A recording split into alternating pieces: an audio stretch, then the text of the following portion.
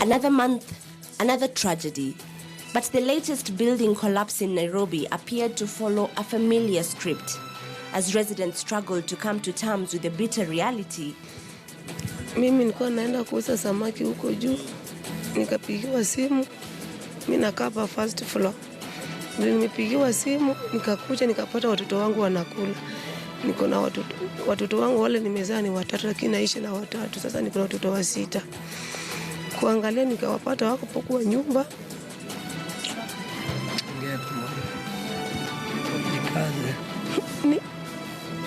Waine wakatoka sasa wawili. The landlord was nowhere to be seen, and all that was left were tales of the warning signs that had been reported by the occupants of the building. Kamwelezea hizi nyumba inafanya crack. Na akataka kamwambia ataita nini? Ataita fundi. Kuamkia asubuhi sasa unajua tu wa mama tukaelezwa ati nyumba ina crack. Tukaanza kuangalia. Tukazunguka kwa hizo manyumba zilikuwa zina crack. Tukaanza kuuliza kiateka, akasema nyumba ni repair inatakikana, misimiti zinamwagika, sinatakani fawe nyumba repair. The politicians flocked the scene, each with their own set of solutions for the problem. Na the other appeal ningewaomba our judges and magistrates, watu wakienda kotini wamefanya makosa, wamejenga bila any approvals, they should not come in the way, because the result is what we've seen here today. A building is marked.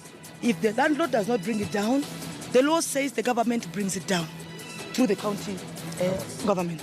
Please let it not be a story anymore. Right next to this building, there's a building that's tilting. In fact, it was being held by the building that has collapsed. What is that building still doing up? But the one question that everyone failed to answer is just who exactly is responsible for the rising fatalities as more buildings in Nairobi collapse. Tonight, we host the stakeholders. Why are the condemned buildings in Nairobi estates still hosting residents? Who should bring them down? And what's stopping them? That's up next on the Roundtable with me, Asha Mwilu.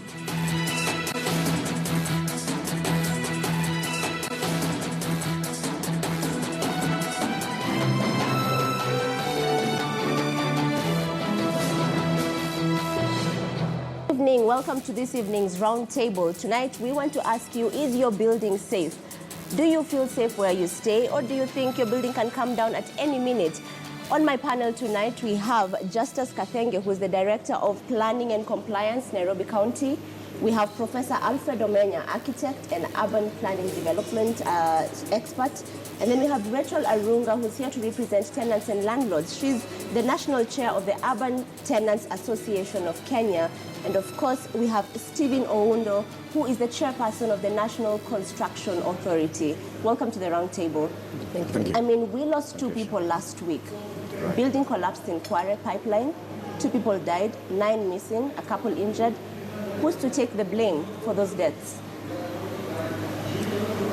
Well, yeah, go ahead, I think Rachel. that if you look at what is happening, it is not the first time that it has happened, and many people continue to suffer in that way. So there are people who are supposed to take responsibility. I believe that those who approve plans that are supposed to be for buildings to be built, and those who supervise those buildings, even the materials that they use, are supposed to be taken to task to say why this is happening. And the people you're referring to, actually one of them is sitting right next to you. Yes. Mr. Kathenge, people think that the Nairobi County, especially your office, is to blame for what we're seeing. Rachel herself is just mentioning that, you know, the people who are approving the buildings should tell us what is happening in Nairobi. Well, I think as the county government, we owe Nairobians public duty of ensuring that the city grows in an orderly manner and that buildings are safe. We cannot run away from that responsibility. However, I think there's a trend where even at individual levels, as landlords, as tenants, as developers, we run away and we expect that everyone is like a police and we are seeing what is happening everywhere. I think all of us bear the responsibility of ensuring the safety of Nairobians, and particularly where we are putting up buildings even before the county government comes into play to check what is happening. But your office is directly responsible. You can't tell me as the common mwananchi that it's my duty to ensure safety of where I'm living. It's your responsibility to tell me this building is safe, and if it's not, you bring it down. Everyone is pointing fingers at your office. Yeah, what I'll do, I'll maybe just explain one thing. In construction, it's not one party. And I think that's what he's trying to explain about, we all have a responsibility. It starts with the developer, because the developer is the one who is desirous of the project. He's the one who hires, and we expect him to hire competent architects and quantity affairs engineers. He hires the consultants. He's the one who ensures that his drawings are submitted to the county government for approval. He's also the same person who ensures that you have a competent contractor on site. When you see a building collapse, it doesn't collapse because of one item. It is a series of things that have gone wrong. So yes, the laws are there. You have the county government, you have the National Construction Authority that is responsible for registering contractors. We have the Board of Registration of Architects that is responsible for registering the architects, the Engineers Board of Kenya. Every single person has their role. Sorry to say, I like using the analogy of football. A football team, goalkeeper, defenders, midfielders, attackers. Every single person has their role. And when the team loses, you don't blame the goalkeeper. You blame the whole team. But a lot of times people look at the coach. Yes. Exactly. They scapegoat. They look for the scapegoat. But I don't know. I think the way I sit, and I'll agree with Ross, is that we actually do have, I would say, right holders and duty bearers. Let me use that progressive language. There's a reason why we elect government into office. It is because all of us cannot actually police ourselves. And there's a reason why government then goes ahead to put all sorts of instruments to ensure that we are governed properly, including the built environment, actually. So when a building collapses, what do we say? Do we actually say that the duty bearer, do we blame, if a government is not performing, do we blame the electorate? Or do we actually blame the government? Or do we blame both? Yes, sometimes you can say both, but when the Uhuru government is not performing, you cannot actually start blaming some person in Nakuru who just cast his vote. The person will wait and remove this person. What am I trying to illustrate? What I'm trying to illustrate is that, and I'm happy Justice is accepting a lot of that responsibility, as Steve is highlighting this, is that we see a lot of finger pointing amongst government institutions when these tragedies happen. And we see a lot of delineation. In fact, going against what Steve is actually saying, we see a lot of delineation when somebody says, but I was just the goalkeeper. You know, I was just the scorer. When the goal was being scored, I was in my position. And you see that. You see the city saying, look here, we want to pull down these buildings, but we don't have money. The national government owes us the money. And we have the Can we actually just ask the county whether that's one of the reasons? Because this is the first time that a building is collapsing. So perhaps you can say, yes, everyone is responsible. But learning from Huruma just last year, why then haven't we gone and pulled down some of those buildings that you yourself have said they're not safe for occupancy? I think after some buildings collapsed, the government saw it wise to form a multi-agency committee where we have the NCA, we have the National Building Inspectorate, we have the National Youth Service, we have WARMA, we have NEMA. And the agreement was this, that before you pull a building down, because one is an investment, you need a scientific process. Because what has been happening is sometimes when you demolish a building, people move to court, and sometimes you look at it and people feel like the due process was not followed. So what I'm trying to say, after realizing that we need that multi-agency approach, an audit process was started in the city. Yes. Where up to now, about 4,800 buildings have been audited. And about 600 were found to have some questions of integrity. And what the government said is, the government will not be willing to compensate people for careless action of government officers by rushing to demolish their buildings. They would like to see a due process, a scientific process, having been followed by testing by the engineers, the architects, and then we agree on the action to be taken. So far, are these buildings still occupied as we even conduct the scientific process? Yes, some of them are occupied, but to conclude, so far, 34 buildings have been demolished, and the process of auditing the buildings is still going on.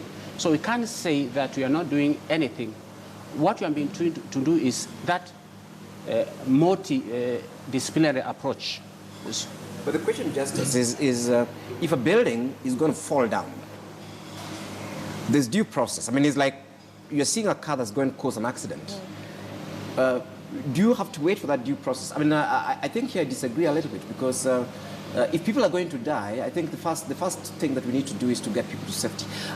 What I'm saying is this, that even before the building is pulled down, is it not possible to have people leave these buildings? I mean, in fact, NCA does quite a bit of that, and with not actually safe construction, that on the road reserves, for example, that are going to come down, and they demarcate them. They say they're going to be pulled down, and people they never quit, even before these other processes. Why are we so effective actually in pulling down buildings where we want to construct something else like roads? But before it's even pulled down, why can't we pull out the people who are inside of them? Maybe also what is important is for us to also to just take a bit of a study and see what has been done.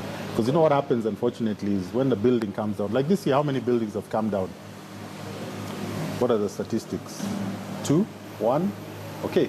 And we are right now in the month of June. Huh? How many, like if it's a National Construction Authority, well, it just formed the other day. So since the regulations were passed in 2014, yes. This is our third year of operation. We've been to 35,000 sites.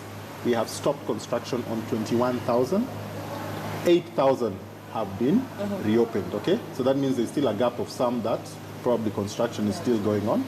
And we've only managed to issue about 14,000 compliance certificates, okay? I think what's even more important is we've had 10 buildings where we've had people evacuated, and thereafter those buildings have come down. So there's a lot of positivity being done. But of course, even in the media, and just allow me just to finish this point, we always scream on when something goes wrong. And I agree. Let us scream when we lose 2 lives like we did last week, and may their souls rest in peace. And of course, my condolences to their families. But let's also take stock of what is being done to alleviate. If you take the last 3 years, okay, I'll just take it factually, say for what happened in 2015 when we had the unfortunate Huruma, I actually think there's a lot being done in terms of improvement, in terms of safety. Previously, and by the way, I used to be on the side of, I would say, screaming hell, and I used to chair the Architectural Association of Kenya, and I always used to condemn every single building that's coming down, and I even used to be able to give a press conference, even from my bed, telling you what's wrong. These days, there's a difference. You actually have buildings that are collapsing, but they are site signboards. Buildings that are collapsing, but there are consultants involved. So I just want you to at least we do understand that, and we appreciate it. But I think even when you've presented the statistics, even Mr. Kathenge has, when you're talking about 640 buildings that have been earmarked, they're unsafe, and then you're telling us that 10 buildings have been demolished so far. I think the question that rings is what's happening to the other 600, the people living in those buildings? Those statistics actually condemn our institutions, because, I mean, he says correctly that 4,000 buildings were audited, 600 and something were earmarked for demolition, only 34 have been demolished. I mean, as a professor at the university, that's a failure rate. I mean, that's not even 1%. And I agree with Steve, but if you look at this in absolute numbers, you'll actually see that, in fact, the period that we had the least number of collapses is around 2006 to about 2010, 2011. What's happening is that by percentage, yes, we have fewer buildings collapsing, but in absolute terms, we actually have more. we actually have more because people are building more. Right. And they're spread out. Some are not reported in the media. I mean, we've had buildings collapse in Kisii, we have buildings collapse in Luanda, we have buildings collapse in other towns. I take a slightly more deterministic approach. I argue that the life of every Kenyan is important. We don't have to act because, before 1,000 Kenyans were dying, and now it is only 20. These are Kenyans, and every Kenyan's life matters, certainly, and we should ensure that all buildings are safe. In fact, but now that we know that risk, and I want to bring Rachel to this conversation. I know people are talking about the county's responsibility, but we also have the landlords. So you're a landlord, and you know your building is unsafe. There's something you need to do. You need to act on it. Is your organization advising landlords on what to do? Are you advising tenants that you need to move out of these buildings that have been marked X? Yeah. Before the formation of our organization, there was really disorder in this industry because tenants didn't know what to do. Landlords or developers didn't know where to go, what to do. And when the organization was formed, first it was supposed to help the tenants who had problems with their landlords in paying of rent. But as time went on, we realized that actually even landlords or developers themselves are tenants because they may have their own houses to live in, but they carry out businesses in premises that have been rented. Therefore, they all qualify. So they came to us, those who are members, and we continue to recruit members all the time. They come to us for help, and we... But what role specifically are you playing in terms of, do you even have members from some of these neighborhoods that are affected, like Huruma, Pipeline? We do have members in those areas, but they may not be affected with the collapsed building. Right. But they know that we have informed them that if you go to occupy a house, first of all, check this house to find out whether it has actually been completed, satisfactorily. Also, make sure that you don't just look at the outside, look the inside. Are there cracks available? Can you see them? And also, ask the landlord or the developer, does he have a certificate that can prove that the building is safe, they can occupy that building?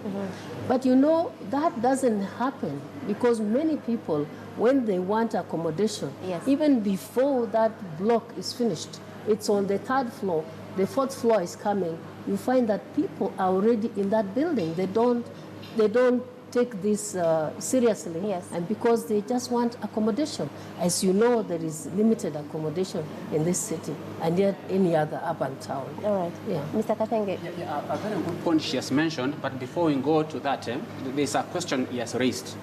Whether we have to wait for a building to collapse when we see it has defects. We don't have to.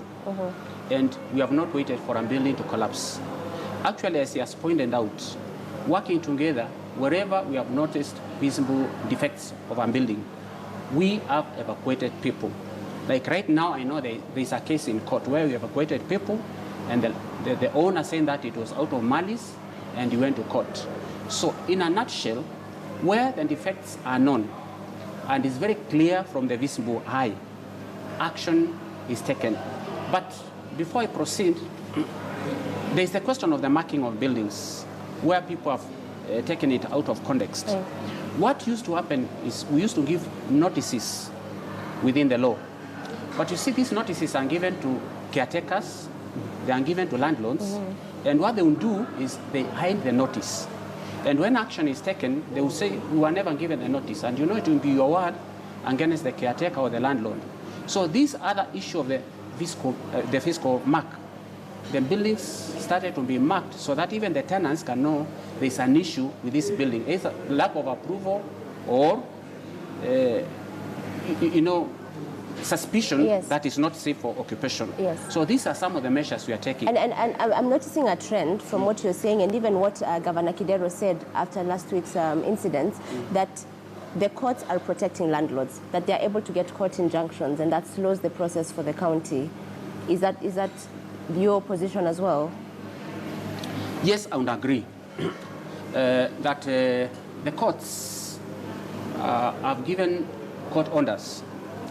The only thing I would say is when people are given notices and they are apprehensive, I think it's their right to go to court and present their case. What we need to do is to have our game by going to courts and telling them where the real issue is. So you're actually saying there's a gap that the county... Yes. I don't know, are you noticing that he's actually... In fact, that is the issue. That, I mean, when these people are going to court, what is the county doing? Do county lawyers go to court to count and present facts and so on? Maybe just before that point slips, why haven't you been doing that? Why hasn't the county been going to court? The county has been going to court. The only thing is, it is very slow. By the time it's concluded, it's very slow. And there is also another aspect which people need to appreciate. When you go to the ground and you find a court order, you don't just assume, because that's what has been happening, that, oh, it's not a valid court order. Because again, if you take action, and at the end of the day, it turns out to be a valid court order, then you'll be in for contempt of court.